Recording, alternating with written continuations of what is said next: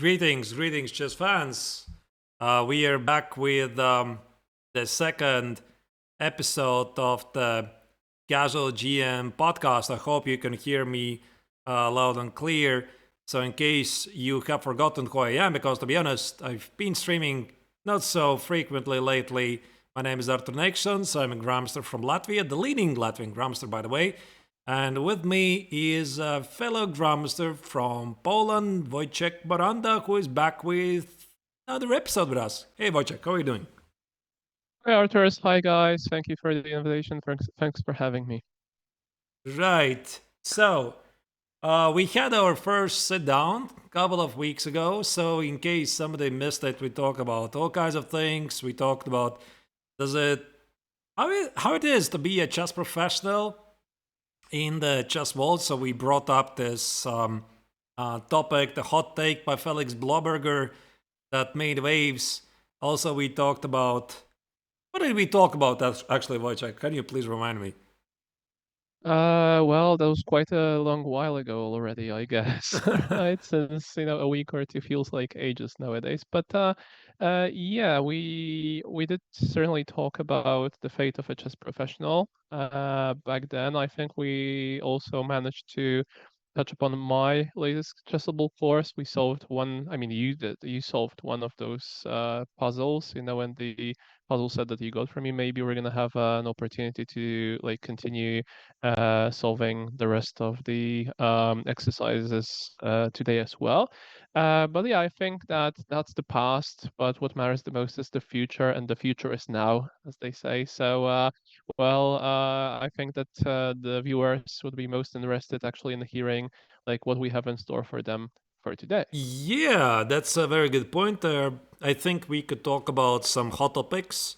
Definitely express our opinions on the cheating. I think everybody is interested to probably express their thoughts and also hear our take. What is the current situation in the world? Also, maybe we can talk a bit what's going on with the sale of Magnus's jeans because Wojciech, I'm not really sure you were following it. So Magnus Carlsen apparently is selling his infamous jeans from the World Blitz Championship that were not legal. Apparently, it's still pretty illegal to sell. I don't really know. I have to check my wardrobe, but I could potentially sell. And we had a very common topic for we discussed the past weekend because both of us, I and Wojciech, we were in Berlin, Germany. We played for the same team, Shakhtar Berlin, and that is the Tarrasch defense. And I think we are gonna absolutely clash with our styles here, our opinions about Tarrasch. Is it a good opening or not? And maybe some other topics. We'll see how the time's gonna go. Yeah, so overall it's going to be about cheating, Magnus's genes, and the Tarrasch today. Quite an obscure lineup, I need to say. I think it really fits nicely together. Yeah. So this is not going Well, to be super serious discussion. Yeah, we're going to chit chat mainly. no, obviously, I mean, the genes story, everybody has got their own opinion on it naturally.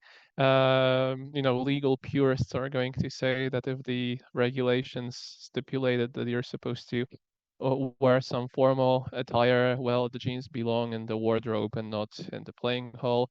Then again, there's always this kind of a question whether it actually makes sense to include such a very formal type of regulation for a tournament like this. I think there are better ways to add splendor to an event like the World Blitz and Rapids than just saying no, no, no, no jeans for you this time.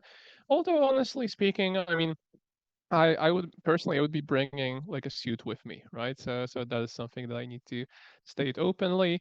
And as regards the sale itself, I'm not an interested buyer, but I will understand if somebody decides to purchase that very pair of jeans as some sort of an artifact, something because there are so many people in the world who collect different kind of things like baseball cards, Pokemon cards. I know Lego is even an idea, right? Actually, it's quite profitable to buy like special Lego sets. Apparently, buy and hold. 5 years pass, and all of a sudden the set is worth like 100% more than it used to. So no, I mean what suits the person buying the jeans best, and for Magnus obviously it's just another like a marketing action. I think if he wants to sell, well, it's a free country, it's a free world, naturally, But and do you know the if there's a price? Do you know the current price um it has reached? I assume that it has to be like exorbitant in terms of like what we usually pay compared to what we usually pay for a pair of jeans. So I wouldn't be surprised if the price exceeded like 10 grand in USD. But okay, enlighten me if it's different. How much did you say? 1 grand? 10 grand. 10 grand? Yeah, it's slightly more than that. Yeah, like Ooh, 13 grand. Yeah. 13 Anyway, grand. but as Okay. I understand, he does it for the charity, right? He's gonna donate all the income for the charity. He doesn't do it uh, for any financial reasons. So at least, I thought it's a pretty cool thing. So I definitely the other day I was reading this discussion on Reddit. Yeah. So by the way, I'm from time to time I am checking Reddit. I'm not really sure, Wojciech, about you. Are you checking the Reddit or not? Because I feel that's like the voice of the people. So what the people are saying about chess and what are the current hot topics, and yeah, and the genes were one of them. Well, I do not have a Reddit account, although honestly I am on Reddit like every day, but for other reasons than the ones that are chess related. I try to invest a little bit from time to time, like stock market stuff, etc. So Reddit does feature a couple of sub forums which are of interest for me. It's kind of interesting because some of my friends who are like more serious investors than I am, they always say that they treat Reddit as a contrarian kind of indicator in the sense that whatever is being mentioned out there, they kind of short it, they go in the opposite way.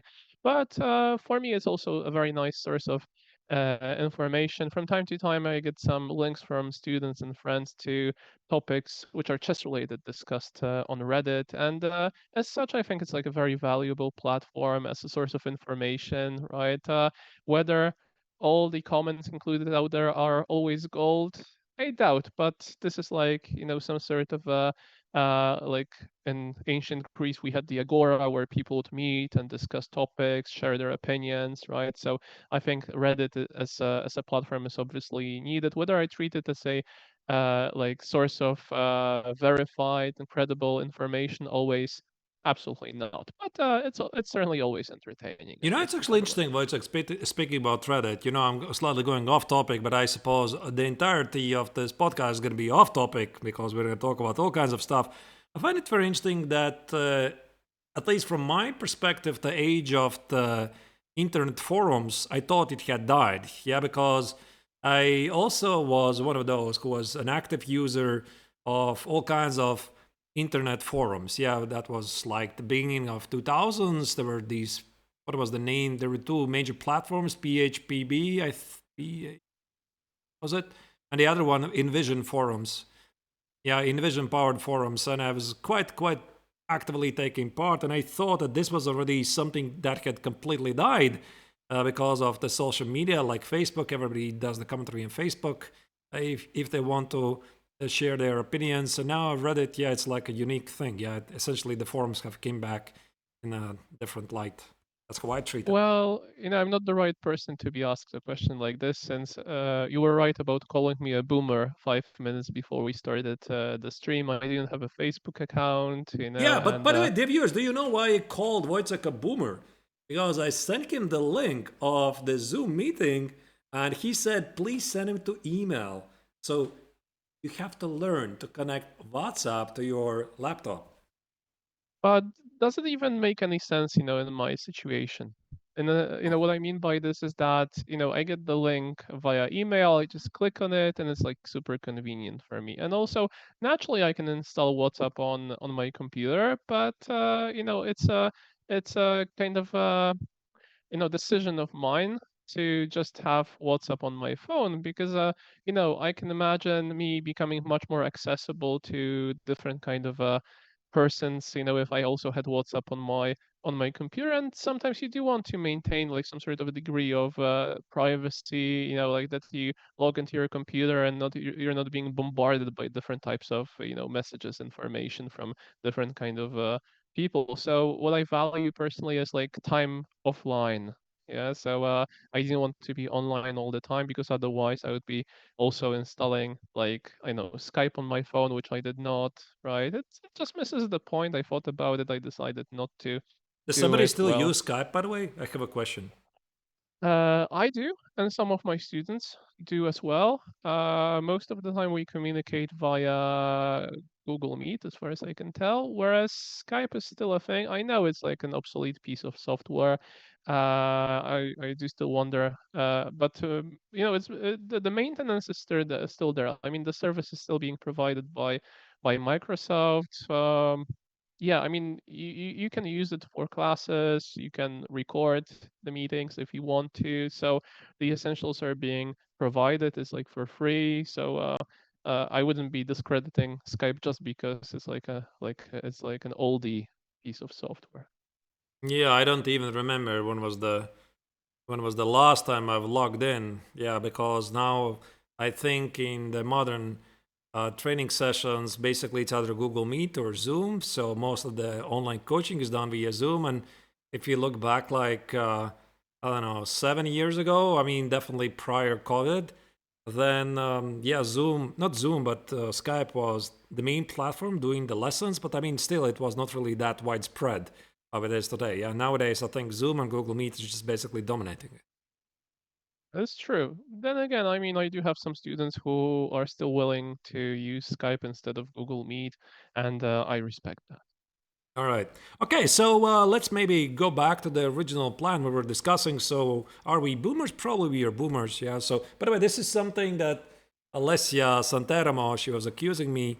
She said she's a millennial. I'm the boomer. I wouldn't really argue. Yeah, if you say so. Yeah, I don't really mind it. But anyway, let's talk about some of the bigger topics. Maybe let's start with the cheating in chess. So, naturally, this is a topic that has been discussed from all possible angles. There are the people who believe that the cheating doesn't exist. And then there are people who are borderline paranoid, who are hunting some very famous figures by posting videos, or just saying that 50% of players who are playing it out at use that they're essentially cheaters. I don't really know. So before I formulate my opinion, Wojciech, maybe you can start with your own. How bad it is in chess when it comes to the. Probably we could talk about online cheating and over the board cheating, and where we're heading. Is there any hope for chess? Well, first of all, let's maybe define what cheating in chess actually is, because compared to other sports, in chess, cheating is going to be purely about getting outside support when playing a game live, an over the board game or maybe online. Yeah, so in other sports, you get like pharmaceutical doping, you get different kinds of other measures which enhance your performance. While in chess, if you have like another cup of coffee or something, well, it barely affects your playing strength. This is something that has been confirmed already a while ago, and I often joke that this is one of the reasons also why chess is not going to make it, to the Olympics, right? Since WADA, World Anti-Doping Association, as far as I remember, that's the acronym. Like, doesn't really have anything to check, among chess players. Although I've been checked by WADA once, and it was like a particularly stressful And experience they to me. found a lot of trace of caffeine, most likely. Most probably nobody ever came back to me with any results, but like at least this way I learned what's the difference between sample A and sample B. When you sometimes hear or read, the newspaper and you hear about cyclists, actually their sample like B samples being tested positive, right? So as far as I understood, it's like if you pee into that kind of glass jar, like the upper part is like the sample A, and what is below with those remnants, with this residue, is like sample B, because the residue typically adds some additional information, to the picture regarding possible doping, right? But coming back to chess, I think we need to distinguish. I'm sorry. I think we need to distinguish between cheating over the board and cheating online. Cheating online is, in my personal opinion, very difficult to detect, right? Well, whereas cheating over the board implies the necessity to like leave the board, go to some kind of a separate place like the bathroom, take out your phone out of your pocket, or maybe ask your coach or somebody for help. So cheating over the board is far riskier, right? There are also differences in terms of the sanctions, the penalties, right? So nowadays, at least in my home country, if you are caught with a watch on you, and as far as I can tell, even it doesn't have to be a digital watch. It can be an analog watch, like a normal regular watch, which you could get from, let's say, from your grandpa, which is like 100 years old. Essentially, this is considered cheating, and you could be banned for like 2 years, as far as I remember. So you're not going to be allowed to participate in any tournaments, like locally here in Poland, if you get caught with a watch on your wrist. Yeah, it sounds a little bit crazy, but it's just the way it is, right? And in the age of information, and also like how smaller those devices are getting with every year, we really need to remain vigilant. I think that over the board cheating is like very dangerous and needs to be penalized strongly, while over online cheating is barely detectable. And although there are some algorithms in place, on those major platforms which help determine whether somebody cheated or not. In my personal opinion, you're never gonna get like 100% proof of cheating unless somebody is like utterly stupid and just plays, the first line of stockfish for 40 moves straight. And as much as I regret to say it, I've seen games by grandmasters like this, and like this is a particularly sad side. But okay, well, like this is the world we live in, I guess. Right. At least I think that, um, from my point of view, I think indeed when it comes to online chess compared to over the board, my gut instinct says it's out of control. That's how I feel it. Yeah, because I don't know. Yeah, so the signs are everywhere. Yeah, and also I think one of the biggest differences comparing to over the board chess and online chess is that there's no real punishment, basically. Like you said, you cannot have 100% proof of this or that guy who was using assistance. And essentially, when we talk about, probably we have to mention here chess.com, because I mean all of the major tournaments are being played on chess.com. Lead Chess, I mean they do have some tournaments like these weekly bullet arenas, blitz arenas, or maybe they're monthly arenas, to be honest. I can't really check. There's some prizes, but nothing compared to chess.com. Then I think that if the punishment for a player who is essentially caught, it's like hush hush, please don't do it again, and we're going to give you a chance to come back at some point later, clearly it's not enough. So I don't think I'm going to say anything new here. So there's no real punishment for the players not to do it, and I have a feeling it has evolved to the point where it's out of control.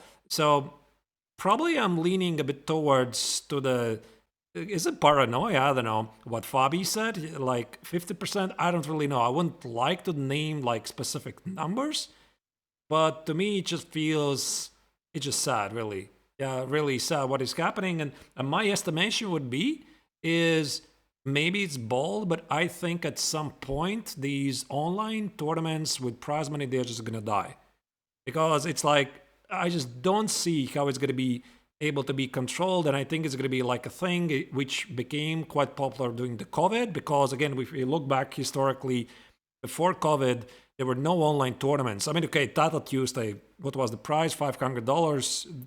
That's it. Yeah, there was no super tournaments, no nothing. And I think that give it like a couple of years, I would estimate it's just going to die, basically. What do you think? Well, first of all, it's very difficult to indicate any numbers if, under the assumption that cheating is barely detectable. right? So like any derivative statistics are going to be absolutely inaccurate and therefore not credible at all for the purpose of determining like how widespread this phenomenon is.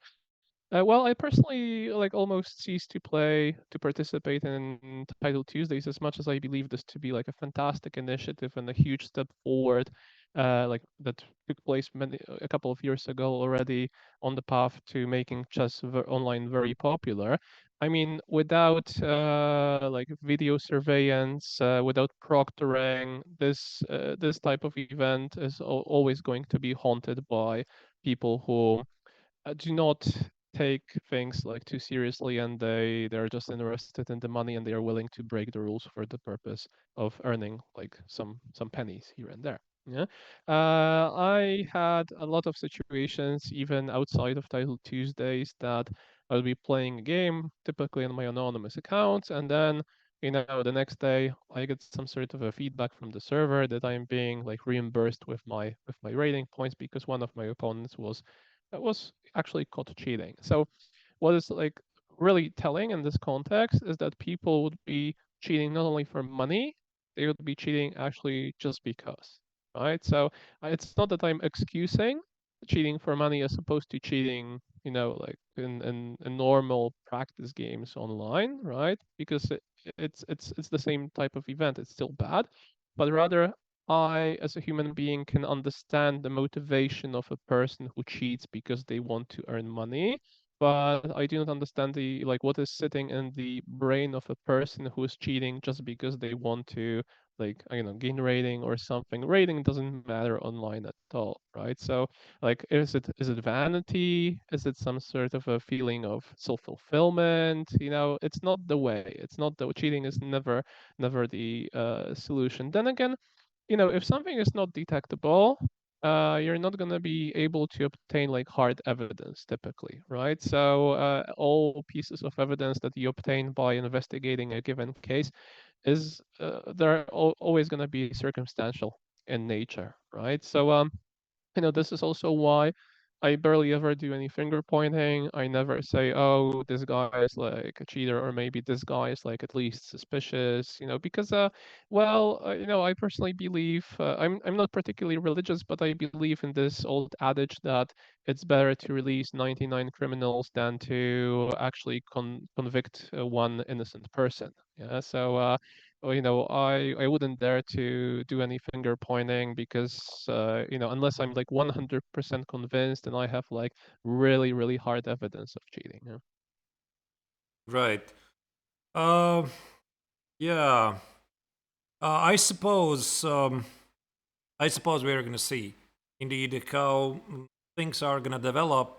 I'm not very optimistic that there's gonna be like a ultimate tool that's gonna give 100% odds to identify if the players has been cheating or not. And at least I have a feeling that the number is increasing all the time. Like it's like um, some potential people who might be using this, they're looking at the others and they're thinking like, okay, they're not getting caught. Yeah. So why don't I battle with the cheaters by doing the cheating? Yeah.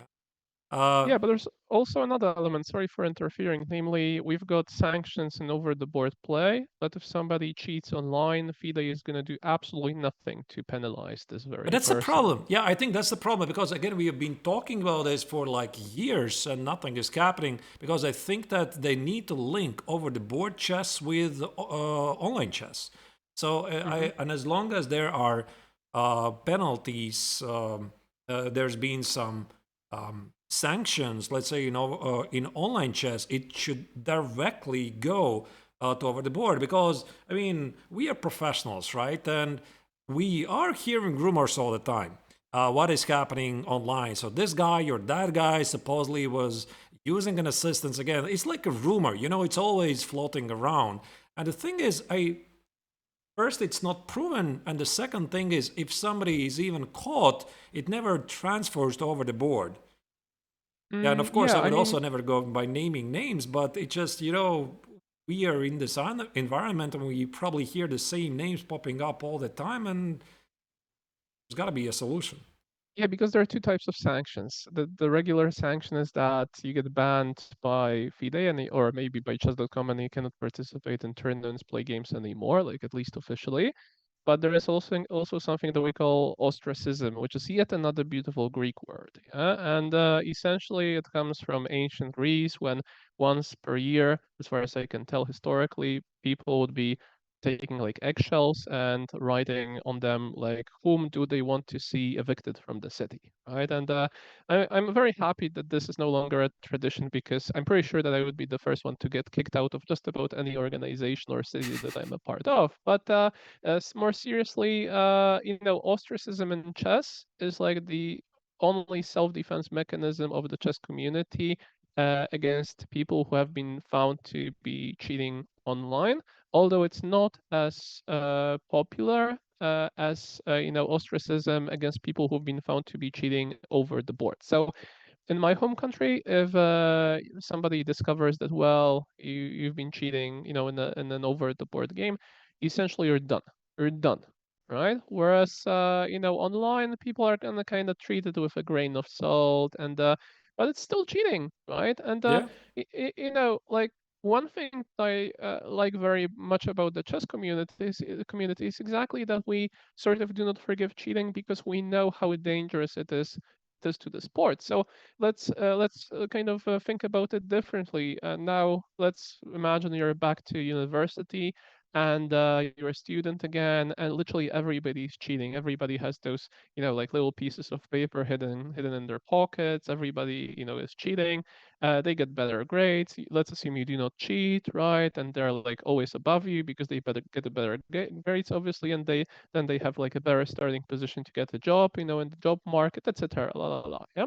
In chess, it doesn't happen because those cheaters always get, if caught, they get ostracized, and well, their careers are essentially over. And that's how it's supposed to be, right? But the question is, how harshly should we penalize online cheating as opposed to regular cheating over the board?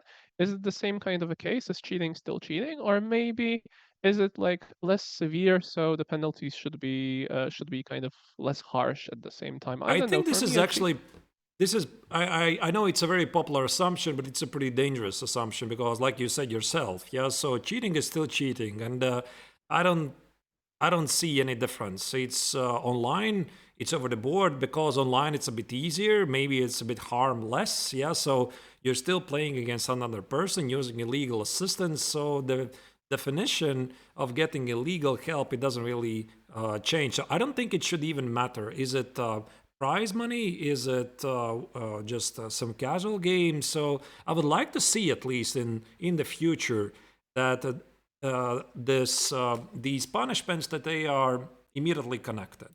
And I don't really like this hush hush policy because I perfectly understand why this is happening. For example, if somebody is caught on either chess.com, usually it's chess.com, but leeches, for example, there's a private message, say to the guy, we are, shadow banning you for this amount of time. You'll get a chance to get back. I think this should be very public, to be honest. But I think that they're obviously not doing it because there's this chance that the accused person might take you to the court. Yeah, and you have difficulty to prove. So there's got to be a solution for this. That is true. And if the evidence is pretty vague, he would have like a quite a strong chance of walking, afterwards, right? I mean, like in terms of you being accused of something and the evidence is not conclusive, well, then what you're gonna do, you're gonna feel wronged and you're gonna sue for some damages, essentially, and you might be quite successful at that. Yeah.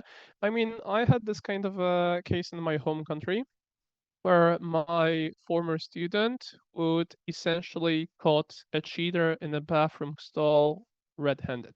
Yeah, so obviously no names because although the case has been closed and like somebody who is like interested can certainly Google it, but well, what my student said was that she got suspicious of a certain kind of a person and she went after that person to the bathroom stall. She stepped on the toilet from the adjacent cabin, and lo and behold, what she said she saw was a like this kind of a player checking out her position on the phone. Yeah, and it was like crazy enough for me, but what happened afterwards was even crazier because then we had like very lengthy proceedings. We had some, it turned into like a national dispute essentially because it made it to all of those, like sports media and people were like taking sides. Eventually, as far as I can tell, she got like banned for like 2 years, as far as I remember. And then, because the proceedings lasted so long, when they ended, she was like free to walk. She was like free to walk because That's the it took so infamous much. King of Fate case, yeah? Yeah, yeah. So and at the end of the day, if I have my own opinion on the case, and I saw her games, and I know the person who, obviously I mentioned this. I know the person who caught her partly red-handed, right? And still, it's like a word against word case, yeah, because the arbiter didn't see her check the phone in the bathroom. Still, it's just like an eyewitness, right?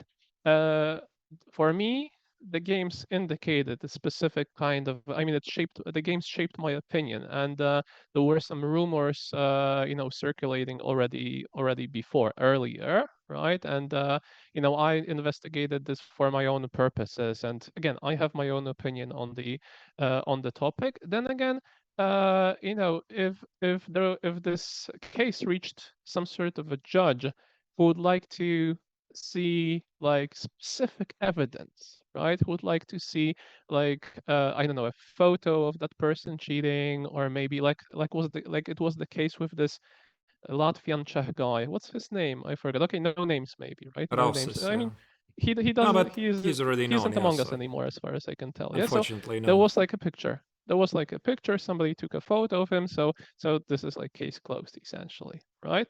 But I can imagine, one judge saying, yeah, like the evidence is conclusive, and then I can think about another judge saying, well, show me hard evidence. Show me, like, I'm a layperson. Show me like not the games, not the moves, which looks suspicious, But but what like the. happened with the eyewitness? Is this not Well, evidence?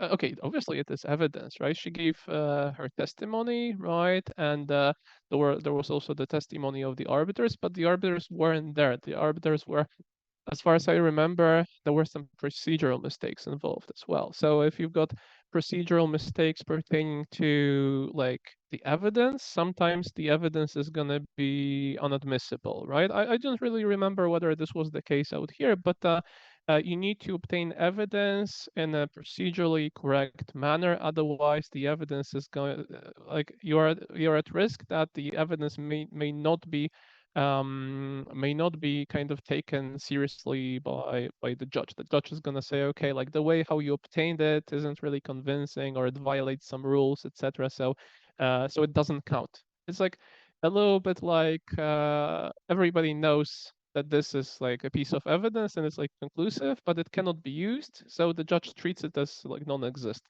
essentially, right? So it's tricky. It's like So mentally even that can be disputed in the court, yeah? like literally everything was in dispute in that case because like the accused party also raised some concerns regarding the I don't know if there's even a word like this, impartiality, like that the person who was responsible for the head of the commission of the disciplinary commission within the federation, apparently he was expressing some opinions via social media about the case, and it might have made the impression that like the person was sort of biased towards like a specific kind of ruling verdict before the proceedings even concluded, right? So there were a lot of doubts out there. Then again, I have my personal opinion on the case. I think I know what happened, right? And but I can still imagine the same case being handled differently by different judges, right? You kind of never know. If you get somebody as a judge who's like a total purist, well, you know, nothing may happen. The case is going to be, the person is going to get like acquitted or But okay, Wojciech, nothing. but I have a question to you. So, how do you see how it's gonna end? So, I think that let's give it like I don't know, 5 years, 10 years, 15 years. So, how do you think what's gonna be the end? Because I am quite pessimistic, to be honest, about there's gonna be a way to regulate these prize money tournaments, and since it's going to be out of control, I think they're going to simply phase out. That's my own belief. Yeah, like I might be wrong. I actually think it's a really good thing for the players to get a chance to play against the best players in the world. But again, this environment is, at least from my opinion, is a bit out of control. Even though obviously the sites like Chess.com, they're doing absolute their best, but there's sometimes not really a lot they can do. So in the future, how do you see how it's going to end? Well, in terms of online cheating, I think proctoring and video surveillance are like very good measures in order to prevent or maybe reduce the amount of cheating that takes place. I remember playing the online Olympiad back in 2021, as far as I can tell. Although I only played 3 rounds and it was a horrible performance of mine, I do remember that I needed to set up like 2 cameras, one looking like at me straight in the face and the other one from the side, so that my whole body was being on display. Also the mic was supposed to be on, like absolutely nobody else in the room. Yeah, I remember participating also in this event which got canceled later on, called Pro Chess League. And at a certain point of time, we even needed a proctor. So I kindly asked a former student of mine, to come to my place. We started the games at like 10 p.m. or something. So I needed to provide snacks, some drinks, etc. And his only role was to sit out there and like look at me and nothing else really. But there were also 2 cameras involved. In terms of over the board cheating, the only concern that I have really is the development of technology, because what we rely on nowadays for the purpose of avoiding cheating is like metal detectors, right? So I think the Polish Chess Federation did a very good thing recently by purchasing two like ultra sensitive metal detectors, and I had this doubtful privilege of being tested by them myself already like 4 times, right? I don't know whether it's a coincidence. I hope so, right? But every single time, although I'm not a cheater, there's an element of stress, right? Oh no, I like forgot something. Oh no, my kids could have placed like a rubber or metal toy in one of my pockets, and it's gonna count as cheating. So whenever I start a game, I kind of tap myself everywhere like this, nervously, just checking whether I haven't like missed something.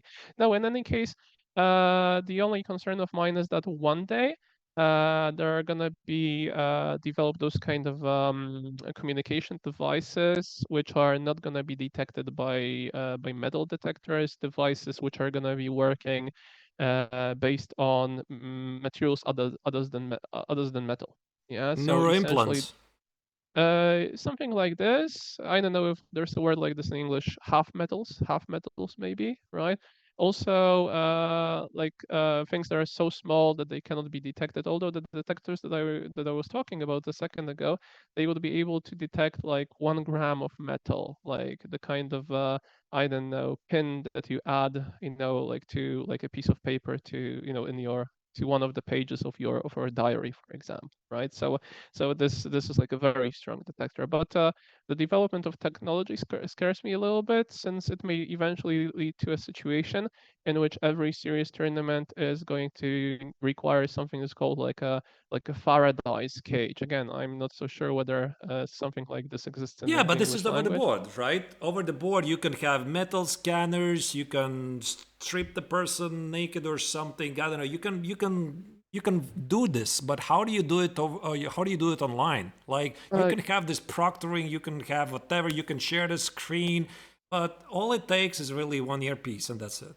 Online it's tougher, but over the board I wouldn't rely so much on stripping, since there's like a limit beyond which you cannot require the person to strip anymore. So like taking off the underwear is an absolute no-no, as far as I can tell, and there are like apparently ways of hiding certain parts, like communication devices in different parts of the body. So I didn't want to go too deeply into that, Let's not right? Pun discuss the details. Yeah. pun intended, too deeply. But what I wish to say is that where's a will, there's a way, and human nature is very creative. If somebody wants to cheat, they're always gonna find a way to do it, but it's the job of the federations, of the organizations, to reduce like the scope of the phenomena by proper surveillance, right? So online chess, again, like only way is to do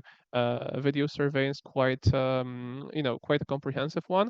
And this is also why I assume they do not do it at Title Tuesdays, because, well, if you have like 1,000 people participating, this would be crashing the servers typically, right? While in like events like the online Olympiad, it was already doable because we would be playing like a couple of tens of us, right, on a given day. Although, like there were also some stories where technical difficulties, I mean, it's outside, a little bit outside of cheating already. The technical difficulties would lead to matches being forfeited, and, because of that, some settlements being reached that both of the teams actually get medals. I think it was the case with India and Russia. I'm not so sure about it anymore, though. A couple of years ago, during one of Yeah, yeah. those Olympiads, Yeah, that maybe was 20. the online Yeah. Olympiad. So what Mhm. you're saying is that it's gonna be all right? It's going to be all right, provided that those measures are in place, right? Whereas if they are not, some cheaters may feel encouraged to actually do their thing, right? So over the board tournaments, I do live in fear that if I go to a tournament, somebody's going to be cheating and I'm going to lose because of this, right? Then again, I do feel safer when I enter the venue and I actually see that the arbiter at least has got this metal detector close to him next to the laptop and he's like ready to use it, right? I've seen tournaments where the metal detectors were there, but they were never really in use, yeah, which kind of kills the whole idea. But they say the threat is stronger sometimes than the execution, right? So maybe this is like a sufficient repellent. Although, again, I've also known other cases, of cheating, at least in my home country. There was this guy, in like a fourth local regional league, who was caught cheating, and depending on the personality of the person, I would kind of, I don't know, I would be just. I mean, I've never cheated and I never intend to, but if I got caught cheating, I would kind of like self-delete from the world of chess. I would be like, I would know that I'm finished, I'm humiliated, I will just leave and never come back, essentially, right? But there are some people who like turn aggressive, right? And they're like, oh no, I didn't cheat. You guys are just jealous because I'm also good, etc. And yeah, I mean that may sound like a detail, but it's also kind of sad that there are some people who have this kind of an attitude. Yeah. So all in all, I would say that cheating is present. It's much more prevalent online than it is over the board.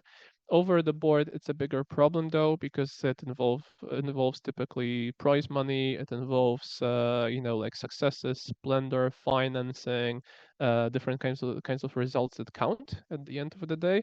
However, to me, cheating is still cheating. So even if cheating happens online, like in my personal opinion, if the case is like really conclusive and the evidence is like really hard, those cases should also be treated as violations of like sportsmanship rules by FIDE, and they should be penalized. But I don't know, like whether something is going to change in this respect, I'm not so sure, to be You honest. know, actually, you brought up this point about Protest League that was it cancelled like some years ago. There was this one of the flagships of chess.com, Protest League, which I believe is discontinued, or maybe they already brought it back. But this is a real story. So I was playing for the Riga Magicians. We had a team which was composed of the best Latvian players, me, Nikita Mishkov, Tom Kantans, who, by the way, just raided us like about 30 minutes ago from his stream. And I don't remember who else was playing. So we played this one match against, I really don't remember the team, yeah, so I don't want to spread false information. It was a rapid game, there was no prizes, etc. and we got completely demolished. I think the final score was, I don't remember, we're like playing round robin against each other, rapid games, no prizes, no nothing, and we lost like 3.5 against 12.5, and all of us were basically GMs, and the opponents had like national masters and international masters, and the feeling was, you just felt like you were driven over by a tractor or something, like, because you had no chance at all. So maybe the team composed of Magnuses could do it. So we're like completely destroyed. Our mood for the evening was destroyed. And what happened next morning? We got news that the opposing team was disqualified because of cheating. But essentially, that gave us no joy. So the results were overturned. We were handed the victory. But basically, because of this episode, we lost any desire to play in the tournament. So again, I don't really need to stress that even if the results are overturned, you get the victory. We are still playing it for fun. We're playing for just to socialize with each other. Yeah, just spending some good time. And there come this team, like even a team. It's not even like an individual. So that was really terrible. So yeah, I have a slightly different opinion, but I respect yours about the future. I don't mind it, and I do hope that they're gonna find a way. I still do think that FIDE and chess.com, they cannot treat their areas separately. It's not separate over the board. It's not separate online. There should be ways to transfer whatever has been done over the board to online and online over the board. But yeah, like I already said, we've been talking about this for years. Nothing is happening, and I just don't see how it's gonna change. But I'm hoping.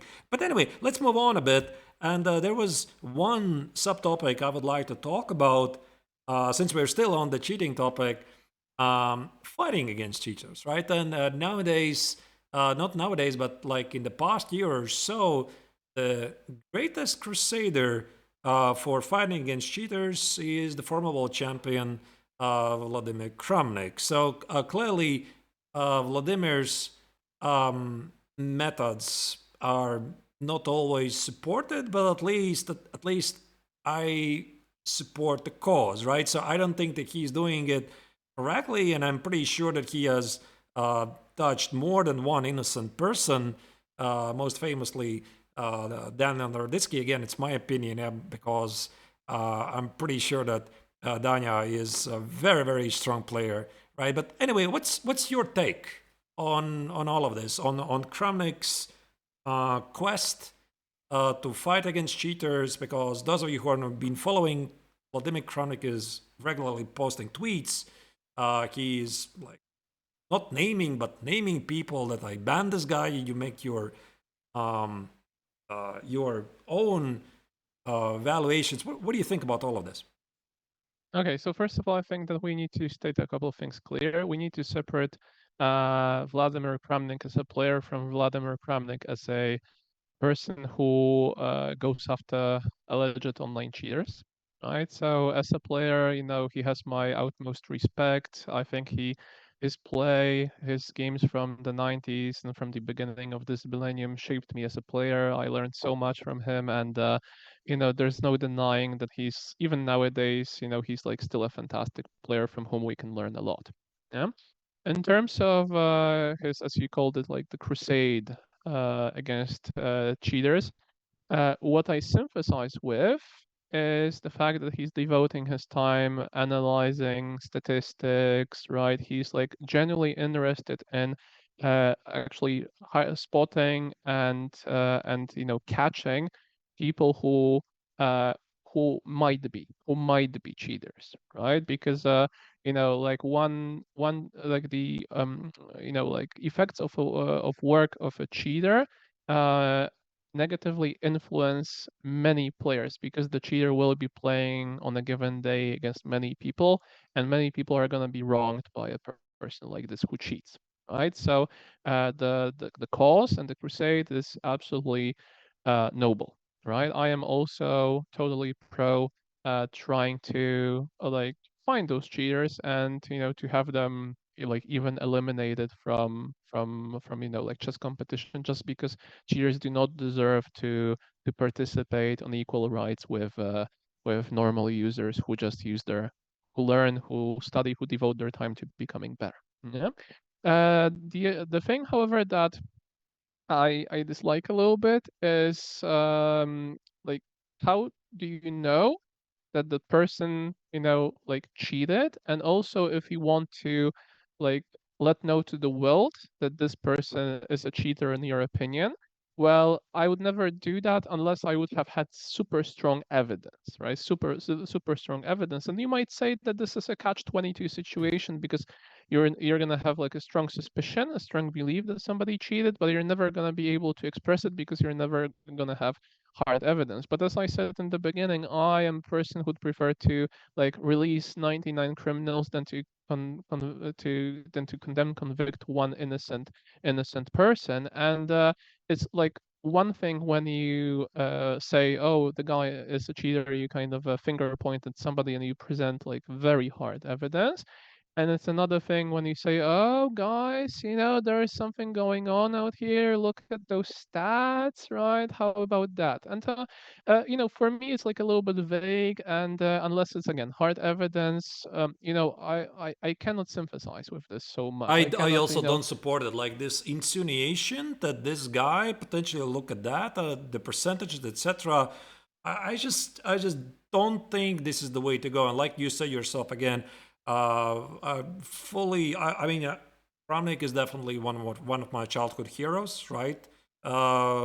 He brought so much to the growth of chess, and I grew up watching his matches. His legendary match against Garry Kasparov. And like you said yourself again, I fully support the cause, but I think those methods should have been a bit better. So maybe what he could have been doing is like messaging them privately, reaching them out, like I have these data, etc. But like I'm not really a big fan, to say the least, how it's being done right now. I mean, for me, for a while, it was like amusing in the sense that there was something happening, and I was like a keen follower of what was taking place out there. That all of a sudden, the former world champion, who's obviously like a respectable persona in the chess world, starts, doing some finger pointing. So it always needs to be treated seriously, right? Because if anybody knows what they're doing in the world of chess, it's exactly a world champion that is going to be an expert. On the other hand, the question is whether he's also an expert on statistics, whether the methods that he uses are, like statistically speaking, credible. Finally, the percentages that he was quoting, they stem from information provided by the chess.com server itself, and how are they being calculated? That's a completely different story. But like for me, there was this like one turning point which needs to be mentioned in my personal opinion, namely when David Navarro was involved in the whole story. And I know David personally, and I can say that to me, he's like sainter than the Pope in terms of like what kind of a person he is, like super kind, super nice. He would be like the last person in the world, in my personal opinion, to ever cheat. He's this type of a person that, like if you feel that he is being wronged, you're gonna be blindly jumping behind him into the fire, right? Just to save him, right? Because and when this kind of happened, when there was a suggestion, I don't know whether to call it a suggestion or maybe some tiny kind of a piece of a hint that, well, his stats are suspicious. Well, to me, this was this kind of a moment when I say, okay, well, from this kind of situation in which somebody is like suggesting some stuff, it turns into a situation in which I think that somebody is being wronged already, right? So that was the moment when it stopped being amusing for me, right? But Yeah, for okay. me it was pretty much the same also when I was also keeping quiet until there was this series of videos about Daniel Nordetsky. And that kind of like, I thought, okay, I gotta say something, right? Because I already had a feeling already for quite some time that it's just not going the right direction. But I mean, everybody is sitting quietly, not saying anything, right? And I thought, I mean, this is it shouldn't be like this. Like we're a civilized society, and don't do it like that. And that's why I went on record, yeah, to defend Danya, and I said you shouldn't be doing this, right? You shouldn't be accusing people, even though he's not accusing. So, Yeah, and also thank goodness it stopped. the other thing is that when you're good at something, it's very easy to like accuse you of cheating because like the mere fact that you're good at something is gonna be like to some people an indication that there might be something wrong about you. And well, Danya is really great at online chess. He's very good at blitz. Obviously, he's a strong player in his own stature as an over the board player in terms of standard 2600 rated, etc. But in online play, it is my impression that he gets like an additional boost, right? So I've been a regular client, in air quotes of Danya, so he beats me like probably blindfolded, I guess, in every single game online because he's very fast. He knows his craft very well. He does it every day. He's clearly like superior to myself, but I would never come up with the idea of like him cheating, like in this way obtaining some sort of a like unfair edge against me. Maybe he has a very high speed mouse, maybe high speed internet faster than mine, right? And this gives him like a second or two somewhere. But otherwise, obviously, he just uses his pure chess skills. But to some people who get beaten by him, well, it might sound kind of suspicious. And then you start getting those second thoughts because all of a sudden you start thinking, well, should I actually try and play so well if the only kind of prize that I get for this is like a further accusation? Accusations. I had this game a while ago, like 1.5 years ago, and after I checked it, it was a miniature, and after I checked it with the machine, I found in horror, actually in horror, that my accuracy starting from move 1 all the way to move 27 was 100%.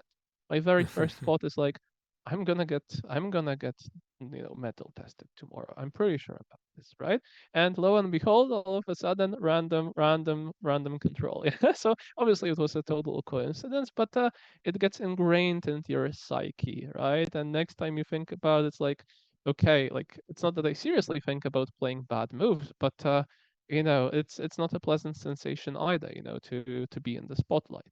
Yeah. So overall, just to summarize this, I sympathize with Mr. Kramnik when it goes for him devoting his valuable time to actually doing some research, checking out statistics, trying to improve the chess world, to make it a better place without cheaters. On the other hand, situations in which innocent people are avoided, well, are accused, they also should be avoided. So, for example, we saw this matchup. I think it was called the Clash of Claims or something. And apart from all the drama, all like this kind of laptop updating story, etc., them eventually shifting totally to regular blitz over the board, right? I think that the only thing that this whole event had proven that, I mean, maybe two things. First of all, that his opponent from, I think, from Mexico, right? Am I right? From Mexico or? Uh, No, that was Jose Martinez from Peru. I'm sorry, from I think Peru. Peru. Yeah, I think I'm so. very Yeah. sorry about this. I didn't mean to like perplex those two different South American countries. In any case, Jose Martinez. First of all, what this event had proven that Jose is like very strong at blitz, very strong, and probably even stronger at online blitz. And the second thing that like half jokingly, that he's just a nice guy, because he, throughout the event he was like agreeing to all sorts of changes that were taking place like also requested by Vladimir Kramnik. So like online blitz is different to regular over the board chess, meaning that some players who are maybe not that strong in standard are gonna be gaining additional powers when it goes for online blitz. To some, their enhanced statistics may seem suspicious, but like without hard evidence, it's, for me at least, it would be very difficult to do any finger pointing whatsoever, even if I do understand that almost no evidence is going to be obtained, like this via statistics is ever going to be considered hard, meaning that it would be like nearly impossible to provide any hard evidence of cheating like whatsoever, unless again the person is like really not smart and uses, plays best moves of the engine, in regular time intervals, 40 moves in a row in many games. That would count as hard evidence to me, I guess. All right, I think we can conclude this topic. Yeah, it's a very, very hot potato, basically, in everyone's mouth. I suppose cheating is not going to go anywhere, and there are going to be those who will be calling them out, even though sometimes um, uh, accusing the wrong people, but at least, yeah, there's a there's an ongoing fight. All right, now what? So let's put this aside and maybe let's move something just related. We started to do some puzzles last time, but actually before we do puzzles, Wojciech, I thought maybe we can have a theoretical discussion.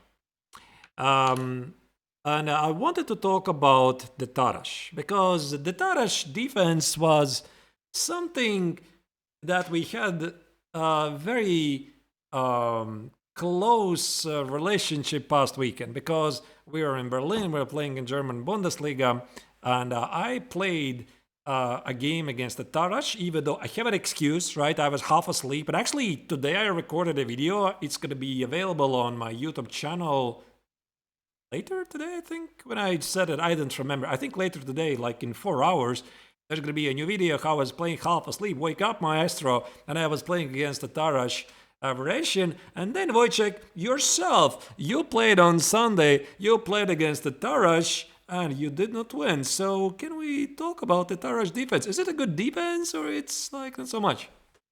Sure. I mean, all the one caveat, if I may, I didn't win because in the time scramble, I picked the wrong moment to cash in on my positional advantage. My opponent also defended tenaciously in the ensuing endgame, and he totally deserved that draw at the end of the day, despite him being under pressure for like 30 something moves straight, right? Whereas in your case, I wouldn't really say that you were the driving force of the game, even if you are white. I'm trying to be very politically correct as usual, as you can tell, using all sorts of euphemisms as much as I can. So I think that your treatment of the Tarrasch told a completely different story, right? But we're going to come to that in just about a second from now. If you're asking about my general opinion on the Tarrasch, it plays in the same league as your obviously favorite Leningrad Dutch, right? It's a type of an opening which, in my opinion, many players find to be a little bit suspicious, but simultaneously an opening which cannot be refuted outright. And paradoxically, the strength of this opening is exactly that many players as white are going to believe that this is refutable. They're going to be playing too aggressively just based on this premise that they can try and kind of win the game outright. And this is going to lead to some backlash, some kind of counterattacks coming from black side eventually, right? Also, there is the Tarrasch and there is like the semi-Tarrasch and there is like the Dubov Tarrasch. So I assume that today we're going to be talking exclusively about the classical Tarrasch, which starts with the moves c takes d5, he takes d5, and let's assume g3 without the deployment of the knight on c3, which gives black this additional option of the Dubov Tarrasch, right? So overall, I am a Tarrasch player with both colors, so this gives me like maybe like the moral right to speak about it a little bit more. Objectively speaking, white is better, slightly better everywhere out there. However, we cannot really say that this is some sort of a conclusive advantage. This opening has always been believed to be suspicious because white can get various versions of apparently favorable structures in the center. So an anti-QP position, anti-hanging pawns position, right? And those hanging pawns in particular not going like not standing horizontally close to one another, c5, d5, but rather being stuck c6, d5, which is obviously strategically inferior. But okay, I've been talking quite a lot already. What about your kind of point of view on this topic? My opinion was quite heavily based on the discussion that I had last year in Bilch's Festival. I believe it was last year when I was doing the commentary for the festival, and I invited in the studio the winner of the game. Maybe he even won the tournament. I don't remember. Um, Alexander Donchenko, one of the strongest German grandmasters. And I asked him the opinion, what did you prepare against Tarrasch with G3? And he said something along the lines like, I don't please quote me on the exact words, but pretty much you don't need to learn or study anything against the Tarrasch because basically in G3 bishop G2 lines, every single catenation for white gives you an edge, And I kind of liked it, I liked it because it resonates with me, Maybe you don't need to really study so much and you still get those nice positions. So what I played past weekend in Bundesliga, I tried to play exactly like that. So I was still half asleep. I tried to get this position, and I thought, I'm going to figure it out. I'm going to find a way to get this small plus. Guess what? I never figured it out, right? So probably this take by Donchiko is not really correct. So Tarrasch is very much alive. Well, we would have to, in order to answer this question, we would have to like at least partially refer to like your game at the recent Bundesliga session, right? Donchenko must be speaking from his point of view, right? That is a person who's like extremely strong, but like those super strong elite grandmasters. Sometimes I get the impression that they live in an ivory tower compared to like the regular chess folks, right? So what is like the floor for Danchenko may just as well be the ceiling for like average chess aficionados, including some lower rated grandmasters, right? I think that essentially I need to agree with him to the extent that, well, the Tarrasch gives white a small edge everywhere. But is this a super bad opening? No. Is it losing by force? Definitely not. There are even some versions of the Tarrasch which are super playable, as I mentioned previously already. But I think that the Tarrasch has a bad reputation. The bad reputation of the Tarrasch is connected to the fact that many players nowadays instinctively avoid IQP positions. Yeah, so this is like a feature particularly prevalent among my own students. They will be trying to avoid the IQP like the plague, right? And whenever you kind of ask them about this, they're essentially going to be saying that the IQP is a strategic ticking time bomb, that if they do not disarm it until the end game kicks in a given game, essentially they're going to be losing that very end game. And nowadays, thanks to like engines getting stronger and stronger, we know that there are so many end games in which you can end up with an IQP and you're still perfectly fine. Yeah, so like the physics of the game changing, or maybe our perception of the game changing, leads to a situation in which many IQP positions need to be totally rehabilitated, right?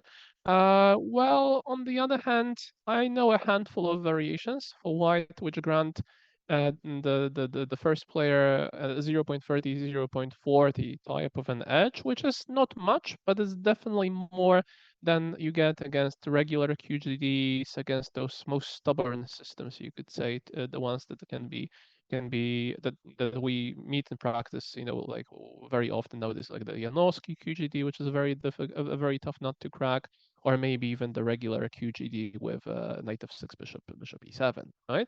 And yeah, here this type of a position, like what did you play against your Yeah, opponent so on here I Saturday? played, Wojciech, I already decided that d takes on c5 is not really a playable line. That's my honest opinion.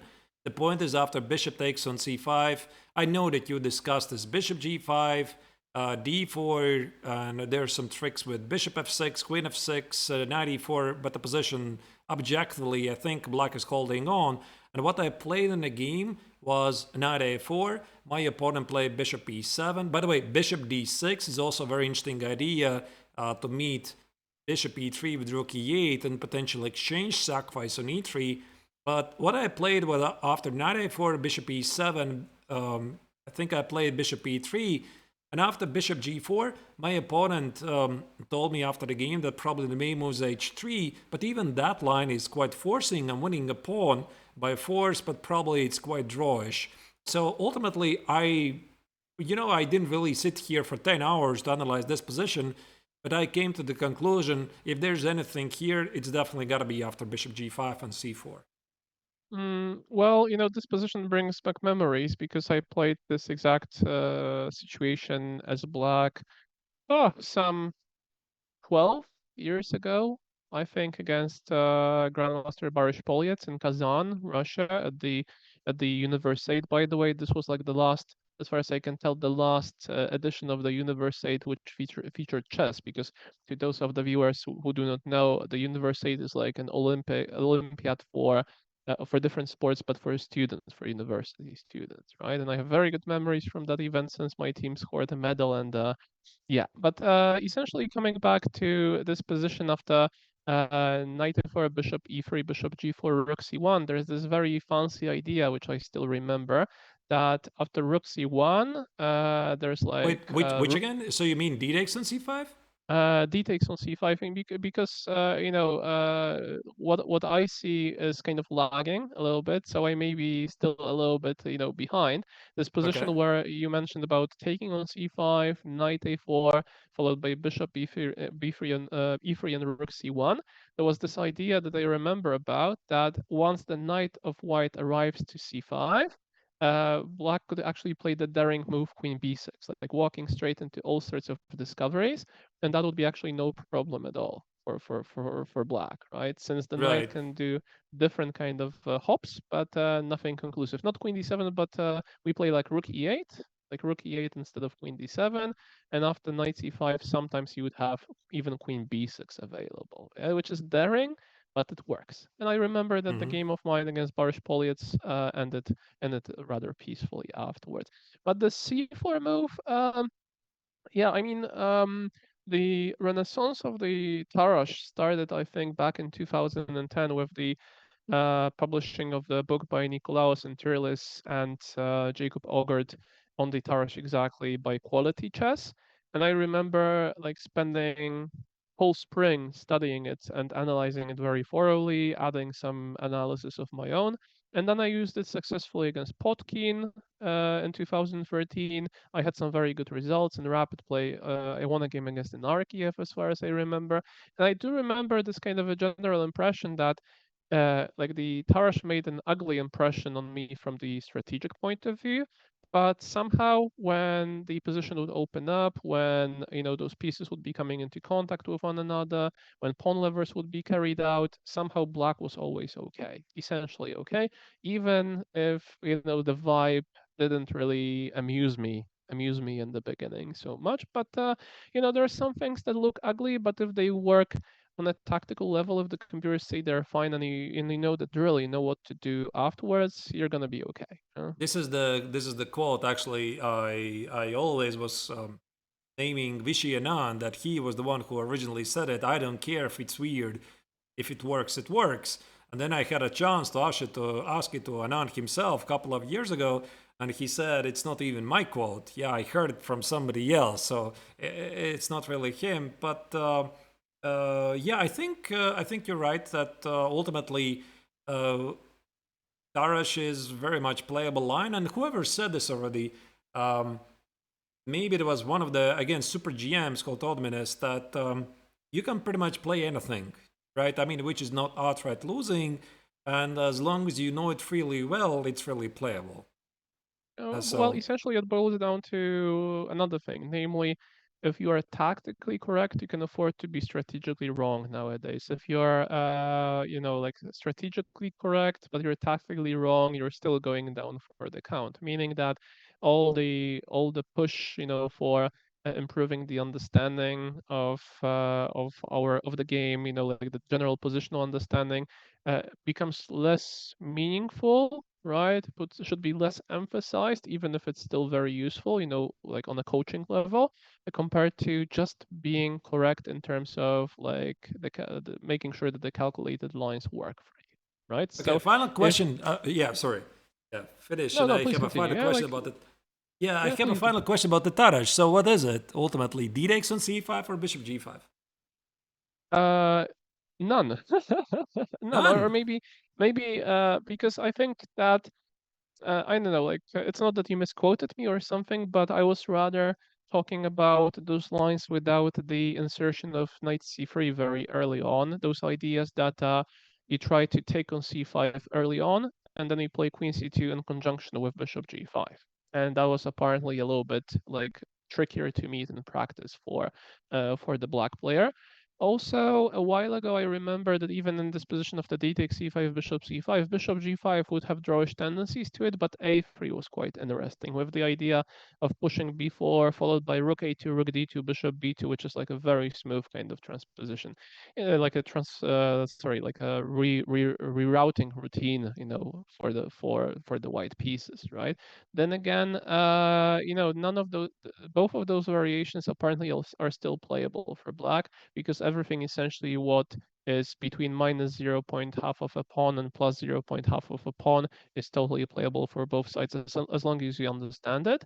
And coming back to that quote, it's true that if something works tactically, it works. But there's still this kind of thing that if you know how to handle the position very well, you feel it very well, you can afford to be objectively speaking a little bit worse, and you're still gonna be scoring heavily. While if you play something tactically correct, objectively speaking, but you're out of book and you cannot really prove it at the board anymore because with the computer everything is easy and on your own, your skills will not suffice, then it's like a recipe for a disaster. So I think it's best to play something that is like better for you objectively speaking and something that you simultaneously understand. If you have a choice between playing something that is better or something that you understand very well, I would go with the latter. I am willing to surrender my advantage of the altar of understanding so that I kind of know what to look for and I'm always going to figure it out. While if I'm better, but the position is crazy and I do not really comprehend it, well, I'm going to be avoiding this like the plague. All right. All right. Okay, we have still one more thing to do before we wrap up our second episode. That is one of your puzzles that you were trying to torture me. This, I suppose, comes from your new Chessable course, Moranda Method. How's it, by the way, going? How's the reception?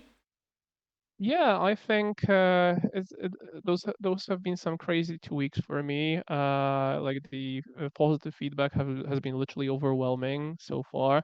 I do spend a lot of hours per day on just like answering different kind of questions and queries. Those come to me via different routes, so not only via the forum but also via email and different kind of channels of communication. So I think it's been going very well. Yeah, I'm also currently working on a bonus chapter because well, subject to popular demand, the wonderful chess community there at Chessable requested a separate chapter for players who are like below 1800 FIDE rated, and this is this type of request that I'm willing to fulfill. Obviously, I have already collected the examples. I already put the things in the right order. Now it's time for me to like write some variations. Provide some verbal comments, and like it's in the works. It's in the works right now. So eventually it should happen. But overall, I wish that I had done it earlier, and I'm again like very grateful to you that you convinced me to give it a try, and so far I do not regret it, definitely not. All right. So here's this one of the positions, as I understand from your course, or it's either from your materials. I suppose white to play, and what is there?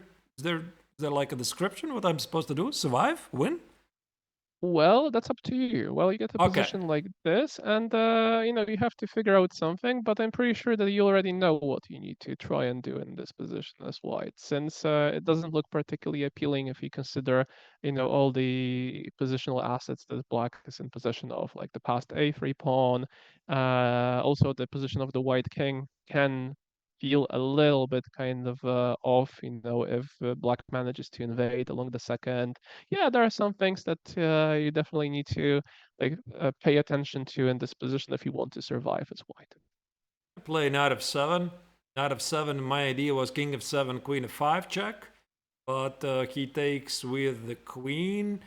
So I thought there could be some tactical motives to sacrifice on f7 or something on e6. But to be honest, I don't immediately see, because knight f7 is queen f7 and yeah, and everything else is slow. Just a second, give me time. No worries. I mean, I can start referring to your initial suggestions without really disclosing the solution, right? So obviously, humans play chess on a problem-oriented basis, in the sense that you see the problem, like a2 is incoming. Then again, you also immediately see that if you start doing some blockading stuff, like bishop a2, he's eventually going to overpower you. He's going to do queen d4, queen b2, right? This blockade is going to be eventually lifted. So for you as a grandmaster, your sixth sense told you instantaneously that this has no future. So you need to counterattack, otherwise eventually you just lose. So knight f7 drawn your attention, very good. That's the move. That's the move to be considered out here. Then again, after queen takes f7, well, for the time being, you've stopped. Whereas if you play knight f7, you definitely need to have something in store against queen f7 as well, No, right? it's You just cannot I do was like a thinking loud. Yeah, like I don't really see the next move, because black at least has rook e8 next move, and I don't see any shots.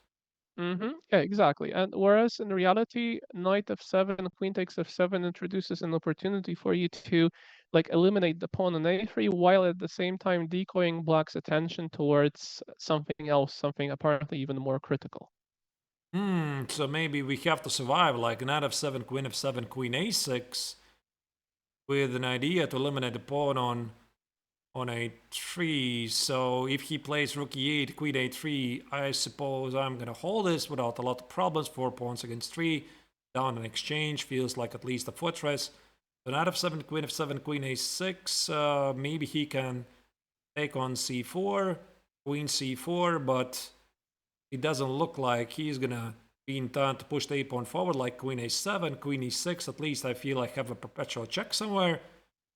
If you put it like that, what I would probably try to do, I would probably try to find a wind here. And one of my favorite methods in these positions is elimination method.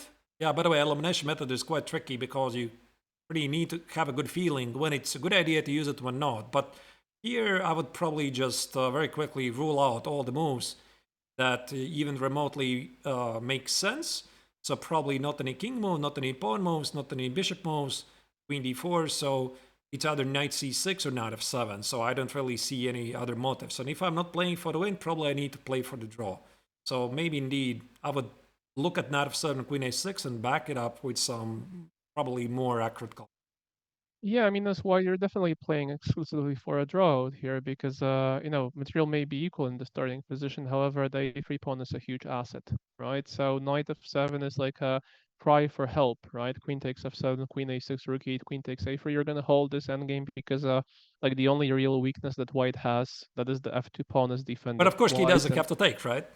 Yeah, sure. And this is like something that what I wanted to mention, namely after knight takes f7, well, if you find knight takes f7, you get like 50% of the points if you understand the underlying idea, what's the point behind it, right? But well, if you want 100%, you definitely need to do some branching at this point of time as something that we call falsification, making sure that something works by kind of questioning your own idea, looking at this from the perspective of your opponent, right? So sorry. So after knight takes f7, you should do some branching, and you did. You took on f7 with the king first, then with the queen. However, there is also this move rook f8, which makes a lot of sense, apparently. So after knight takes f7, rook f8. I'm sorry for a Maybe I'll second. put it for the viewers, yeah? I'll put it for The the point viewers so is that that the viewers can follow. I'm sorry once again. Yeah, I'm gonna put it on the board for the viewers, yeah? So Yeah, because that's they gonna can get a little follow bit knight messy. f7, rook f8. Yeah, so here you need to see some stuff, because if the knight goes, the pawn on f2 is under. Exactly so. So it's gonna get a little bit messy from this point on. If the knight moves, as you said, the pawn on f2 dies, and it's not good news. Whereas if you do nothing, a2 like black continues simply with a2. And naturally, what we need to investigate is like what happens after bishop takes e6, a2. and whether white is able to pull off any kind of a stunt out here, right? Whether he's able to like save himself eventually. So eat the cookie and have the cookie at the same time. Eliminate the pawn or maybe neutralize it, while at the same time making sure that even if f2 would fall for any reason whatsoever, that would still be like a defensible position. Yeah, you can play knight h6, king h8, and the question is whether knight f7 is a draw or not, in your opinion. I don't think it's a draw because now I put up the forcing line. There's queen f6. Now the bishop on f7 is under attack. It just feels very dangerous. Okay, but if you play bishop c4, queen takes f2, and king h3, what is the eval of this position in your opinion? Bishop c4, queen f2, king h3. Well, if you ask me, I wouldn't go here. I mean, you have no other choice really than to go for something like Really? this, I mean, right? okay, I didn't really calculate anything, but well, let's put it this way. I would go here if I have absolutely no other choice. Okay, you have absolutely no other choice, and now you're already there. The question is, what is the eval in your personal opinion? There are no checks, right? No checks available. If you trade off queens, this is going to be a draw. That's beyond any doubt because you can even afford to lose the pawn on e4 and you get this theoretical endgame that you have like g3, h4, king on g1, and the light square bishop defense along the I'm ladder. gonna put it this way. It's probably engine is holding. Probably engine is holding, but a human is gonna lose with white. Maybe. Then again, how is black supposed to win this? Because you cannot really bring your heavy pieces to the second rank because you're always going to be exposed to some counters, right? Also, you cannot start pushing your pawns on the king side forward because again, the king is going to get exposed. Eventually, the queens get traded off, right? So it's like a question of whether you can win this if white has got the bishop on d5 and the pawn on e4, and the king is like just staying put. And I think that's not winnable. I mean, it's winnable, but it's not Objectively, winning. sure, Yeah? I don't argue. Yeah, probably it's holding on, but practically, you probably also have been in this situation so many times, right? So the position is incredibly unpleasant, and yeah, so I think that this is the position that black can play pretty much forever, and white just needs to find the right stance. For example, I'm not even sure if where the bishop is going to go, like the bishop on c4, does it have to protect the f1 square? Because if at some point I put the bishop on d5, I need to make sure I'm not missing any queen f1 checks. So the queen also needs to be guarding the f1 square, and the king definitely cannot go further because, I mean, maybe it can go further, but I just got a bad feeling about this. I mean, I like bishop c4 a little bit more than bishop d5. I mean, in general, bishop d5 looks good because of the defense of e4. But on the other hand, you also need some surveillance over f1. And finally, if you play bishop d5, he gets those queen f3, queen h5 ideas. So as white, I'd rather put the queen on e5, centralization after all, Yeah. and the bishop, stays exactly on c4. You can always over defend it in the case of need, right? And this pawn on e4 will present you with some additional support, like as regards this bishop of yours in case of need. But to be Well, the honest, I point mean, is, yeah. yeah, Yeah, I mean, no, I this was entire sequence is quite difficult immediately to calculate. Like, I'm pretty sure uh, I would sit here, if I would have some time, I would sit here at least 10, 15 minutes. Like, I don't think I could make this such an easy decision. Maybe I would realize that I need to make a draw. I would calculate definitely queen f7, queen a6, which is not that difficult. King f7 is queen f5. But this line, again, to see from afar that precisely this continuation, I might be heading here, I would be very much tempted to reject it. Because I would sense that maybe it's losing, and I would probably burn quite a lot of time trying to find something else, just not this. And maybe eventually I would get to the time scramble and I would go here. And probably I would not hold it because I really don't have time. Then again, what else in the starting position? Because if you just allow this pawn to be pushed, that's gonna escalate into a lost endgame. So very often we do not play something because we're like totally convinced about it. It's rather that we play it because there's simply no other choice involved. Yeah, so here if you see knight f7, again, like the grading system of mine says that you get like 50% instantaneously. If you get if you indicate the idea, typically I'm even willing to give you 75%. If you want to get like the full score, at least you should see that there is rook f8 without really looking deep into that line. It's just about the awareness, like seeing moves, because it's a vision-based exercise, right? And Sure. I think that knight f7 is like a difficult is going to be a difficult move to spot for many, because in the initial position, we are pre-programmed to think about blocking the pawn on a3 of black, and those And we hits are on programmed f7, to play for the win. that's white. I mean, that's an equal Yeah, position it's like calculation. it's a typical puzzle. Yeah, like typical puzzle. You're showing the position. You automatically think there's gotta be a win. Yeah, but the more you look at it, the less you see of a win. Sure, So like the more sure. problems you get to No, but I witness mean, out you there. understand it, right? I mean, when I'm looking at any position, the first thing I'm thinking, this is a puzzle. I should win. So where's the win? Where's the win? Where's the win? Where's the win? Ah, okay. On the I other like hand, psychologically, it's difficult to play an out of seven since I don't see the win, and but it is also hmm only it's then I come also to the like a conclusion there's no win. typical bias, yeah, like for many chess players, that if they get the puzzle, they're supposed to win. Whereas this kind of a bias also takes its toll on them when they go to a practical game, because nobody gives them a hint. Nobody's giving I them mean, when hints. you Oh go yeah, to you're winning. chess.com, yeah, how many puzzles they feature you need to make a draw? Like, None. I okay, think none. no, no, no, there are some. There's like maybe 0.00 something number of puzzles because But on every leeches, it's single puzzle, none. And yeah, on leeches, it's none, as far none, as I yeah, can that's tell. just no draws. Actually amazing. Yeah, we are like it's a bias. Definitely, we are forced to look for the win, and that's why it's sometimes it's really difficult. I need to find a It draw. That's why is. it's a major spoiler. Why to play and find a draw? Oh, if you say so.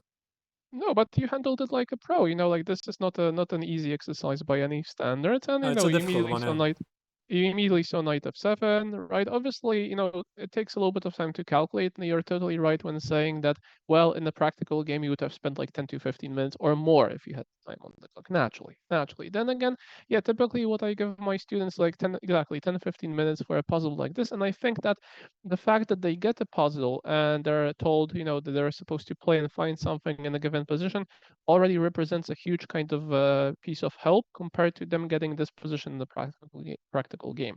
So this is also why the situation in which you say that you're playing a game and this position appears on the board within like a fragment of a game, like a part of a bigger game, and nobody's giving you a pat on the shoulder that now you're supposed to focus and find something. It's like a completely different experience compared to like me giving this position to solve to somebody who is immediately drawn to. I mean, he has positive knowledge that there is something inside that that he's supposed to look for. Yeah. All right, all right. Listen, Wojciech, listen, I probably have to wrap it up because there's the other stuff I have to attend to. It was fun. It was fun. Listen, by the way, I also want to give big thanks to all the viewers who are watching this, and I didn't really have a chance to address some of the questions I saw. So, yeah, by the way, I see Bleeboop is saying that's why there's a chess tempo. Yeah, by the way, a great resource. I don't really know does chess tempo feature any drawing puzzles. Probably they do. It's quite an amazing website. So if you haven't done it, check it out. So what we are discussing in the second episode, that was the cheating situation world. The way I understand it, Wojciech is a bit more optimistic than I am. I'm a bit more pessimistic, but I'm hoping it's gonna turn out. But somehow my gut instinct tells it's not gonna be so easy, really. So I'm curious to see how it's gonna pan out. And of course, we also talk about our Tarrasch position experiences, and finally we solved this insane position that Wojciech has from his chessable course. Maybe a couple of parting words, Wojciech.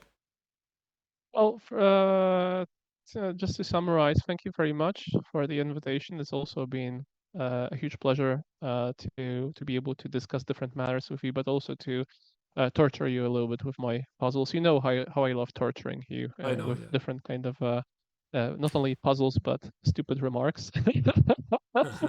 You've already got to feel my poor sense of humor a little bit so far during those Bundesliga sessions. But seriously, yeah, those are very serious topics, and none of them are black and white. I think that there are more like 50 shades of gray, if you get the point. And like some things are never gonna change because of human nature. There's nothing we can do about it apart from like being honest about them and also trying our best to to make sure that the negative impact of such phenomena like cheating is reduced, right? Still, I think that the discussion like this is always it'll represent some food for thought, yeah. And if our viewers this way gain some more insight into like how different people also on a higher level think about different situations. I mean, this is exactly the type of goal that I think that we've achieved today. And we're not saying, I guess we're not saying like farewell forever because I've been enjoying this. I think you've been enjoying this, as you said. So maybe in the far future, who knows, we might want to do a repeat. It depends, on We'll Arturs look back at predominantly. the discussion. Yeah, we'll look back at the discussion that we had. Yeah, we're gonna come Sure. back in 2 years from now, and then it's gonna when it turns like really ugly with cheating. I was like, I told you so. I told you so. It's not gonna work out. I don't know. I hope it's gonna work out. All Yeah, right, listen. maybe it's just that I'm like this hopeless optimist. I try to think Optimist. myself about like as a pessimist with a luggage of experiences, like more like a realist. But I do believe in in humans being essentially like good beings, right? Like being like positive. I know that there are like opposite opinions, and I am willing to agree that they have the right to exist. Let's see how it happens. Let's give the community the benefit of the doubt, and at least we're gonna have a clear conscience that we tried. All right. All right. Those are wise words. Thank you, Wojciech, again for joining me. And definitely we have to repeat this at some other time. In the meantime, saying goodbye to all of you, the viewers. Of course, this video will be uploaded on my YouTube channel later as well. So give it a couple of days or so. In the meantime, check Wojciech's chessable course and his amazing calculation examples. And I'm saying goodbye to you. So wishing you a great day. Thank you very much. Have a great one as well. See you guys. Thank you.